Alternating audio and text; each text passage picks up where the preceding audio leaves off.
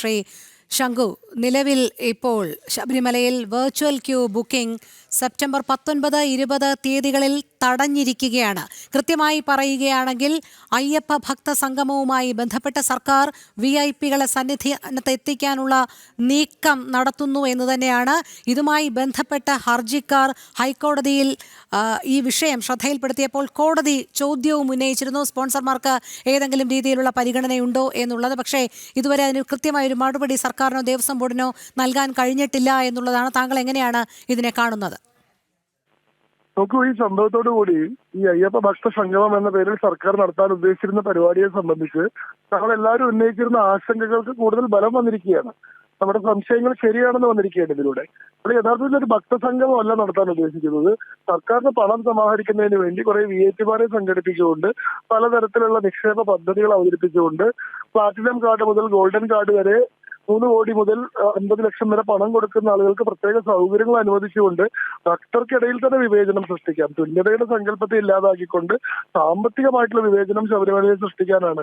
യഥാർത്ഥ ഭക്തരെ ഇവർ ബുദ്ധിമുട്ടിക്കാൻ മാത്രമേ ഉദ്ദേശിച്ചിട്ടുള്ളൂ. യഥാർത്ഥ ഭക്തരെ അങ്ങോട്ട് കടത്താൻ ഇവർ ഉദ്ദേശിച്ചിട്ടില്ല എന്നുള്ളതാണ് കാണിക്കുന്നത്.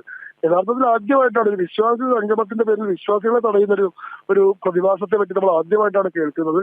വിശ്വാസ സംഗമം നമ്മൾ വിശ്വാസികൾക്ക് കൂടുതൽ അവസരങ്ങൾ എങ്ങനെ കൊടുക്കണം, അത് കൂടുതൽ സൗകര്യങ്ങൾ എങ്ങനെ വർദ്ധിപ്പിക്കണം, ശബരിമല ക്ഷേത്രത്തിലേക്ക് കൂടുതൽ വിശ്വാസികളെ എങ്ങനെ എത്തിക്കാനുള്ള അടിസ്ഥാന സൗകര്യങ്ങൾ വർദ്ധിപ്പിക്കണം എന്നൊക്കെ ആലോചിക്കുന്നതിന് വേണ്ടിയിട്ടുള്ള ഒരു സമ്മേളനമാണ് ആവേണ്ടിയിരുന്നത്. അതിൽ യഥാർത്ഥ ശബരിമല വിശ്വാസികളെയാണ് പങ്കെടുപ്പിക്കേണ്ടിയിരുന്നത്. എന്നാൽ അവർക്ക് അവിടെ ദർശന വിലക്ക് ഏർപ്പെടുത്തിക്കൊണ്ട് ഈ പറയുന്ന കോർപ്പറേറ്റ് മുതലാളികളെയും VIP-മാരെയും മാത്രം പങ്കെടുപ്പിച്ചുകൊണ്ട് ശബരിമലയിലെ ഒരു എക്സ്ക്ലൂസീവ് കേന്ദ്രമാക്കി മാറ്റാനുള്ള ശ്രമമാണ് സർക്കാർ നടത്തുന്നത് എന്നുള്ള ആശങ്ക കൂടുതൽ ശരിവെച്ചിരിക്കുകയാണ് ഈ സംഭവം. ഇത് കൂടുതൽ പ്രതിഷേധാർഹമാണ്. അതെ, അതുമാത്രമല്ല ശ്രീ ശംഖു, സർക്കാർ നിലപാട് ഇത്തരത്തിൽ തുടരുകയാണെങ്കിൽ ഇനി വരും കാലങ്ങളിൽ എന്തെല്ലാം അനീതി സന്നിധാനത്ത് കാണേണ്ടി വരും എന്നുള്ളതാണ്. അയ്യന്റെ സന്നിധിയിൽ നിൽക്കുന്ന ഏവരും ഒന്ന് എന്നുള്ള സങ്കല്പത്തെ ഒക്കെ തകിടം മറിക്കുന്ന ഒരു സാഹചര്യത്തിലേക്കും കച്ചവടവൽക്കരണത്തിലേക്കും ഒക്കെയല്ലേ സർക്കാർ ഇപ്പോൾ ഇങ്ങനെ കടന്നുകൊണ്ടിരിക്കുന്നത്? തീർച്ചയായിട്ടും നോക്കൂ, ശബരിമലയിലെ യുവതീ പ്രവേശനത്തെ അനുകൂലിച്ചുകൊണ്ടുള്ള വിധി നടപ്പാക്കാൻ വേണ്ടി വലിയ വ്യഗ്രത കാണിച്ചിരുന്ന സർക്കാരാണിത്. ആ യുവതീ പ്രവേശനത്തെ അനുകൂലിച്ചുകൊണ്ടുള്ള വിധിയുടെ പശ്ചാത്തലം തന്നെ എന്താണ്, അതിന്റെ റേഷണൽ എന്താണ്? ആ റേഷണൽ എന്ന് പറയുന്നത് ശബരിമലയിൽ തുല്യത വേണം, ലിംഗാടിസ്ഥാനത്തിലുള്ള വിവേചനം പാടില്ല, സ്ത്രീക്കും പുരുഷനും ഒരേപോലെയുള്ള അവകാശം വേണം എന്നുള്ളതായിരുന്നു. അന്ന് തുല്യതയുടെ വക്താക്കളായിട്ട് ഞങ്ങൾ സമത്വം സ്ഥാപിക്കാൻ വേണ്ടിയിട്ടാണ് ശ്രമിക്കുന്നതെന്ന് പറഞ്ഞിരുന്ന അതേ ആളുകൾ ഇപ്പൊ ആ കാര്യത്തിലുള്ള തുല്യത വിട്ടു. അതുപോലെ ഞങ്ങൾക്ക് സന്തോഷമേ ഉള്ളൂ.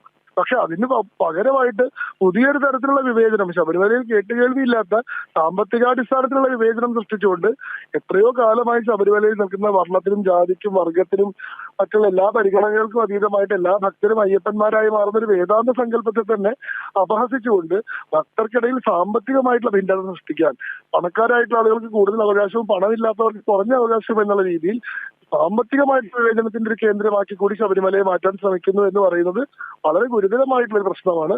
അതിന്റെ വിശ്വാസ സമൂഹം ഒറ്റക്കെട്ടായിട്ട് പ്രതിഷേധിച്ച് പരാജയപ്പെടുത്തേണ്ടതാണെന്നുള്ളതാണ് എന്റെ പക്ഷം.